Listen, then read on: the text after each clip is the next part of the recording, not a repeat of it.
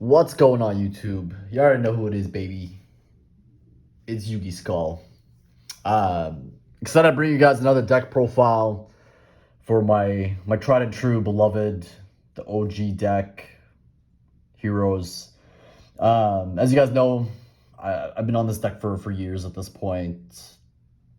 It was my Nats invite list, and yeah, I just thought to take the time today to share with you guys like my perspective on the deck, where we stack up against certain meta relevant contenders and archetypes in the format post what is it now, Infinite Forbidden? Yeah, post Infinite Forbidden, a month out from Rage of the Abyss. So we'll talk a little bit about maybe some potential changes as a result of that set.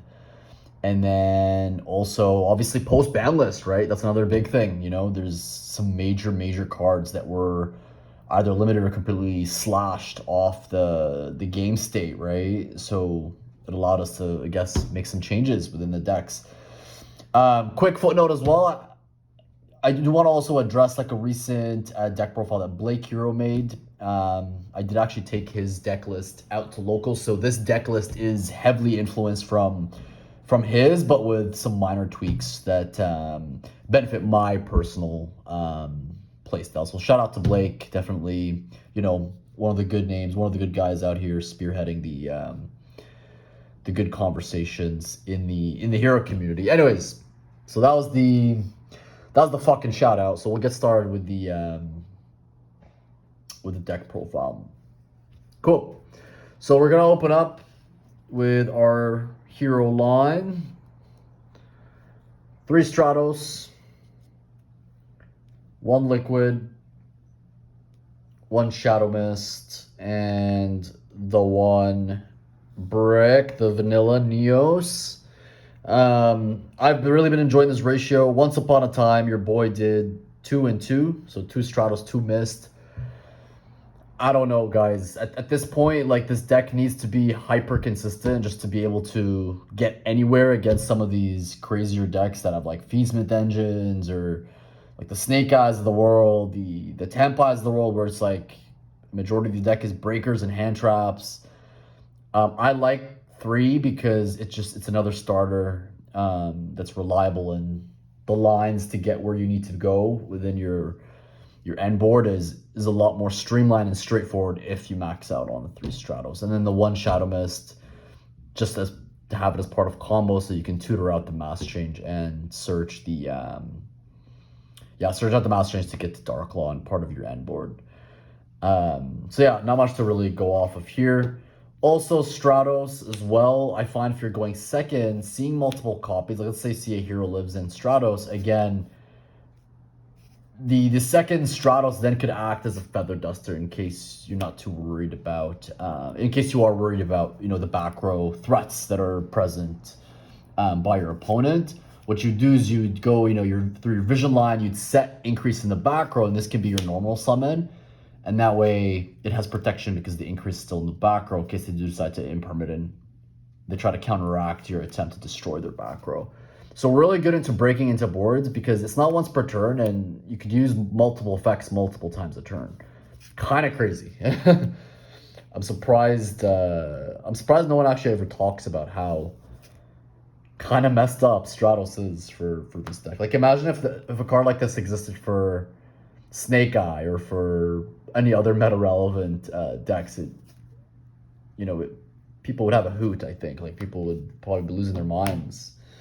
Okay, vision line. We've got 3 Ferris, 2 Vion, and then the 1 increase. Nah, I'm just kidding, guys. I'm playing you. 2 increase. You don't want to. If you see the 1, it's a brick, and honestly, like, the problem with running the 1 is like you don't have Destiny Fusion. This line is just completely cooked, right? Like, that's, what is it, 6 cards, 7 cards that are just completely obsolete if you run the 1. So yeah, don't do it, guys. Please don't. Awesome. We've got the Destiny's Child lineup. So we've got the 3 Malleys. These are dual terminal guys that are like polka dot hollows. They're not commons. Little flex there of rarity. Got the 1 Denier. the one plasma. And I've chosen to main this format, the Dark Angel. Let's talk a little bit about this card just for a split moment. I'm at a point with the deck and the matchups in this format where honestly, like I don't mind seeing this, because not only is it an additional Destiny name to potentially use for Fusion Destiny, but it's another, hero name if you need to pitch it off with Ferris, what have you. Like that does come up a lot. You can even use it to fuse if you absolutely must. But having that capacity to be able to end on this in the emergency that something else in your end board has been compromised, like such as your ability to get to Dark Law, your ability to maybe even get to your favorite line, your favorite contact line of play into Neos Wingman. It happens, right? These things come up, and I personally find I'm in grind games a lot more frequently than I like to be. A lot of decks, which means I'm getting stopped throughout my traditional combo. And the thing with heroes is one of the Achilles heels is it's a linear combo, right? Which means having another tool in our arsenal in the main to be able to use this potentially to have it as an end piece. Again, given the right circumstances, given you're reading your opponent in the correct fashion, given you have that experience in the years of gameplay against different decks to understand what they could be playing, what they could not be playing, the risks, the inherent risks and stats of what they might be on to out this, what maybe, potentially like this is actually something that's going to seal the deal against them. And the perfect example for this is the Tempai matchup. A lot of times when I'm playing against the Tempai matchup, I tend to get a pretty good feel of the opponent that's on Tempai. One, if you know your locals, you know who's on Tempai. But in the case you're at a much more competitive scene, such as a regionals or a YCS or whatever, and you lose the dice and let you go first, presume they're on Tempai, right? And if you make that correct assumption that they're on Tempai, and then as you're going through your linear line of combos, and you're finding that you're not necessarily getting stopped all that too much, they're not landing on Mulcharmy, they're not landing, they're not like, spitting out Mulcharmy, they're not spitting out Shifter, they're not really giving you, they're not trying to hit you with a lot of hand traps, then you kind of almost have to presume they're on board breakers. And the only board breaker this does not out is Forbidden Droplet in that deck list.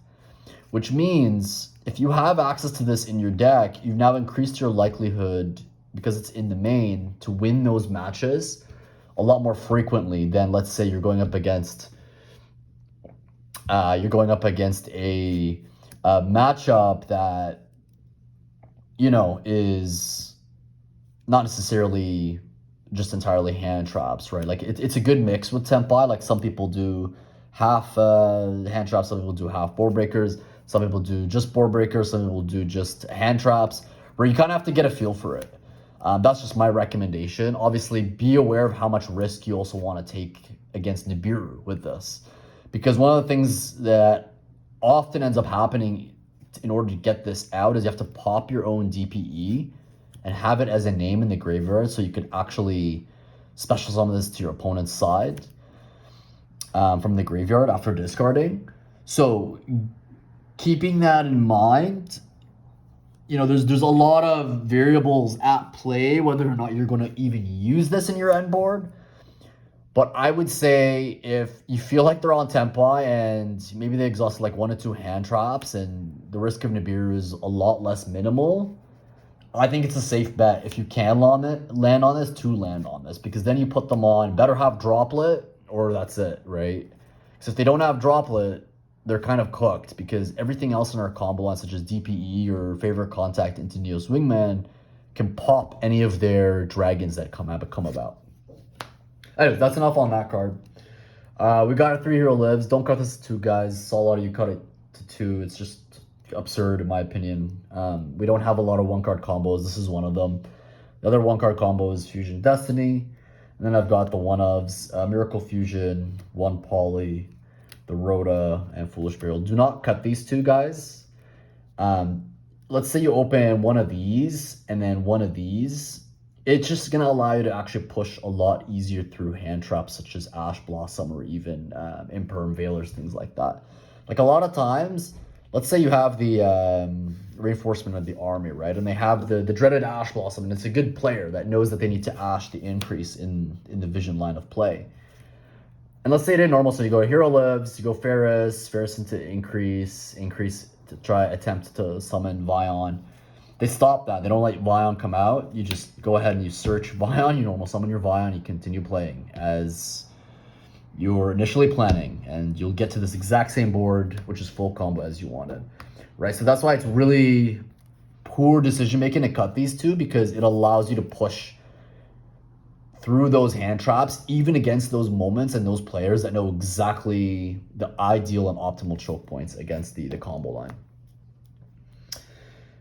Some more one-ups. I've got the call by, and then honestly, guys, this is going to be a hot topic, and I know I was very, very adamant on 3 mass change in the main for the longest time, but I've dropped it to 1, guys.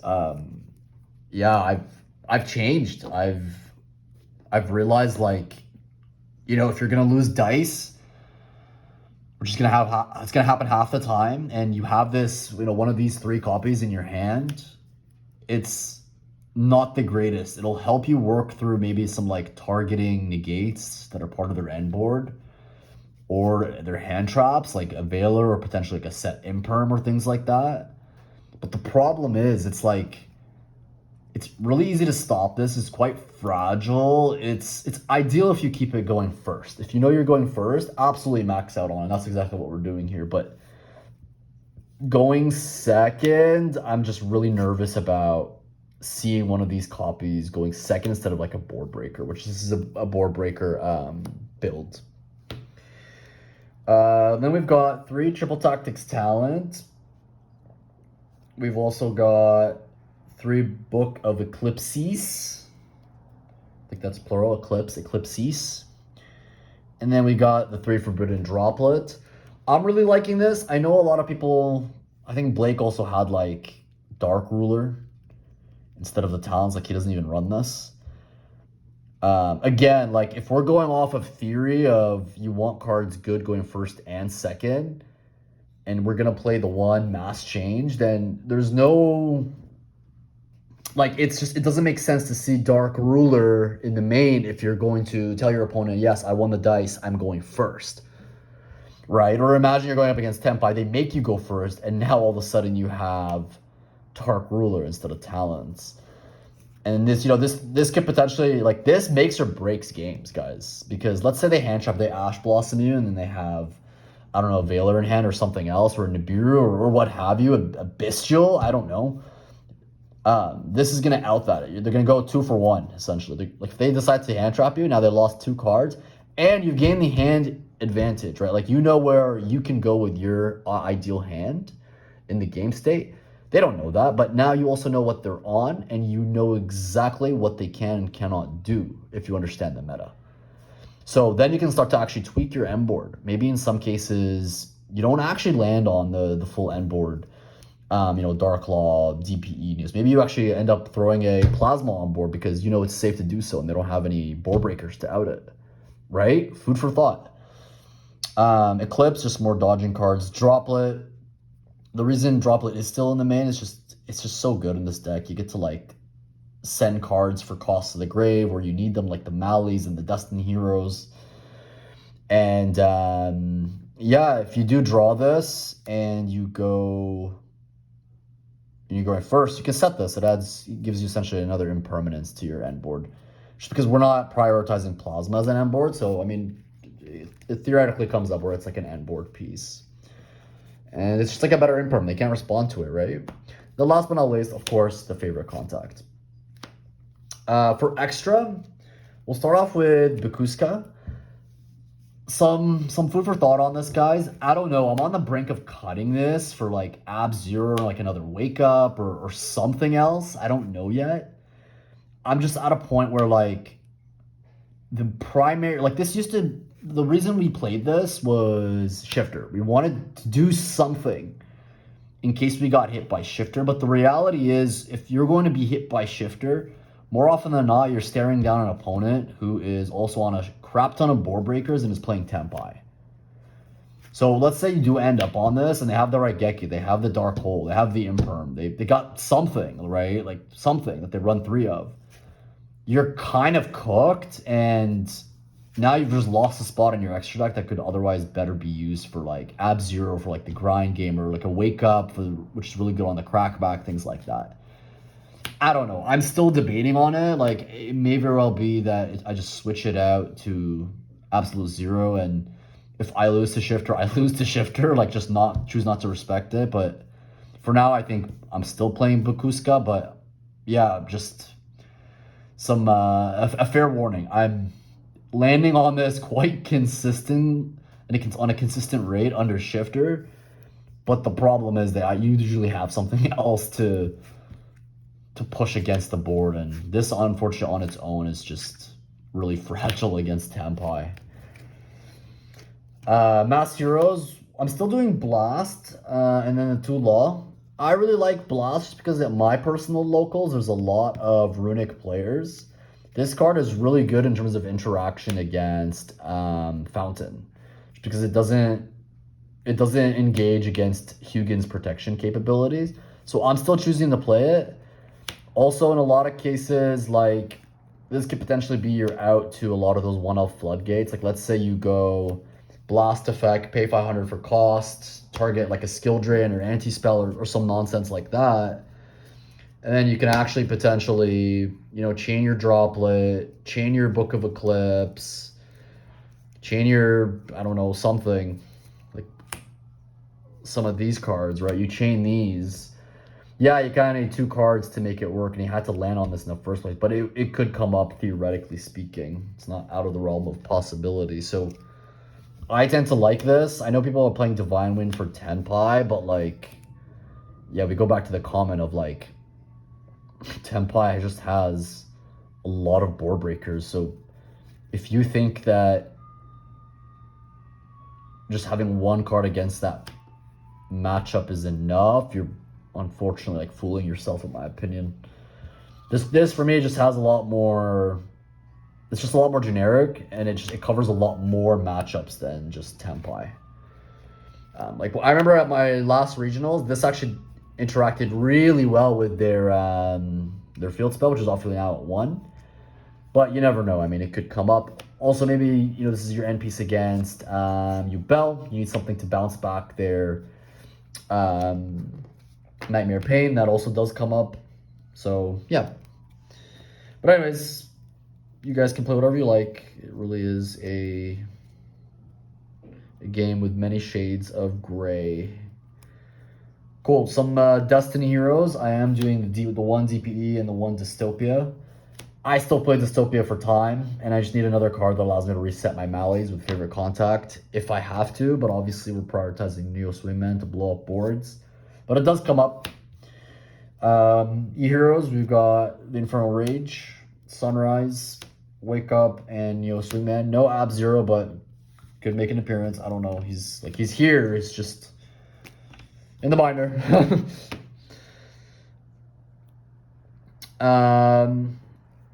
We've got Cross Crusader, 2 of, Phone Devicer, Driver, and Decimator. That's cool. Oh, I didn't talk about Liquid Soldier. I'll talk about that after. For the side, I'm doing the 1 Duster, 2 Cosmics. Just for some back row hate. Good against like Centurion, good against Stun, against Runic. I've got Anti-Spell Fragrance, Dark Rulers, 2 copies. I've got a package of the Thrust. I really love Thrust. I'm personally very good at reading people and understanding like what threats they might have up their sleeves, memorizing their hands. Like if I have knowledge of any cards, like I'm pretty good at that stuff. So I actually like 3 because it just means 6 Fusion Destinies, 5 Dark Rulers, 6 Rotas, 6 Foolish Burials. Like, it's a lot more flexibility than just running, like, let's say, the 2 and the 3 Dark Rulers. The other thing I want to talk about, too, is the anti-spell. This used to be Rivalry, but I wanted something that was even more generic than Rivalry just because this covers the Tampai matchup really, really well, right? Like, this is stopping a lot of their board breakers from landing. Like, if you flip this and you're unable to, like, let's say land on Dark Angel, you're probably winning the game against Tampai. Like, they're going to have to get enough dragon bodies on board against a deck that just likes to destroy things, right? And they're not going to be able to use their spells, like their summoning, their field spell, their board breakers, things like that. So I just felt like this was a safer bet, this format, just with Tampai. I got the one barrier. It's a thrust target going first against certain matchups that I know that are going to hand trap and are potentially reliant on the extra. Samul made its way into the binder. I just felt like against the Tampai matchup, Samul just wasn't enough. Like, they still did a lot of damage under the assumption we use like a hero lives to kill me. And like this almost like I basically went -2. Like I sunk 2 cards from my deck, thrusting this into the grave just to lose. I needed something I think a little bit better than Samul, something a lot more concrete than Samul Archfiend. And then I do play the 2 mass change in the side at this point. I've been liking it just because it prioritizes the bigger board breakers. And then my last spot, honestly, guys, I'm on the fence. Let me know in the comment section what I should be doing, how I should be thinking about this. I'm really like stuck here. But it's been between Droll Lockbird and Mulcharmy.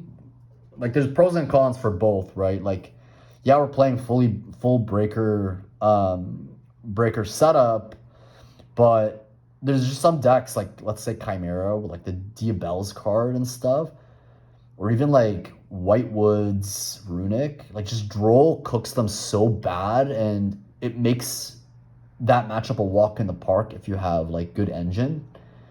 But at the same time, Mulcharmy is just so good, and with the new one coming out, that's going to be even better, right? Like, when Rage comes out, this is a non-issue. This will just be the new Mulcharmy.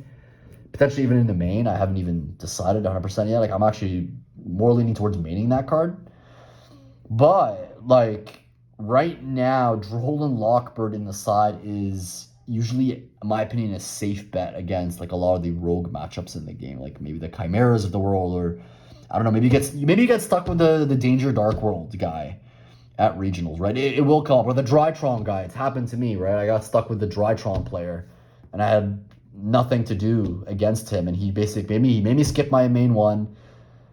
You know, it made me skip my battle phase. Like, there's some pretty insane stuff out there, guys, that are not necessarily talked about or seen in the common meta that's covered by Droll and Lockbird, but Mulcharmy's just... I mean, who doesn't like to draw, right? I love to draw.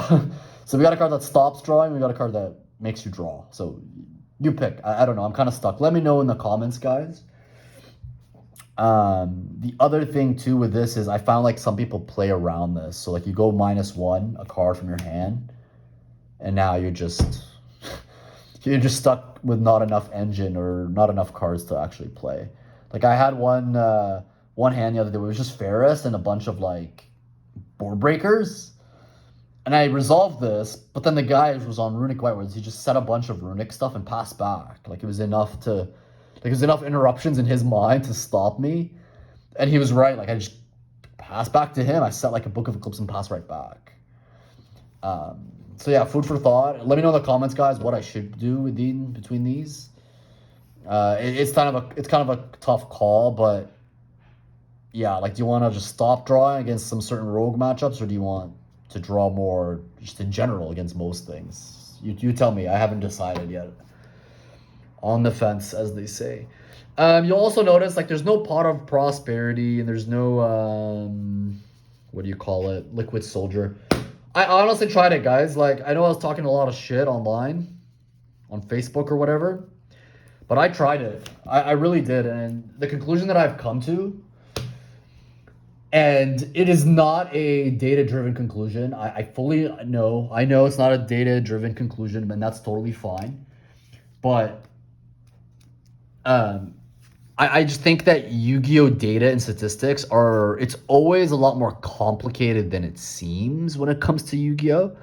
Like the theory right now in the community is, do you run this, or do you run Winged Kuribo level 6 with Pot of Prosperity? The reason being, and the rationale is, like, obviously you wouldn't run Pot of Prosperity with Liquid Soldier because they conflict. Like, you can't draw the turns that you use Pot of Prosp. That if you're not going to use Liquid Soldier because you want to play the Pot of Prosperity, you might as well just put in the Wing Kuribo, because it's going to potentially turn into an end piece in your end board instead of, just leaving Sunrise on board, right? Where's Sunrise? Like, more often than not, we're landing on nowadays. Like, this is my ideal end board. Like, in a generic game that is not, like, if I feel like they're not on Tempai, this is my end board. It's Sunrise, DP, and Defense. We got the Driver. What else we got? We got the Law, of course. Where's the Law? There he is, the Law. So it's like this. Move it over a little bit further. And then we've got, of course, we've got our, not our favorite, no, that's not it. Where is it? Favorite contact. Let me find it, guys.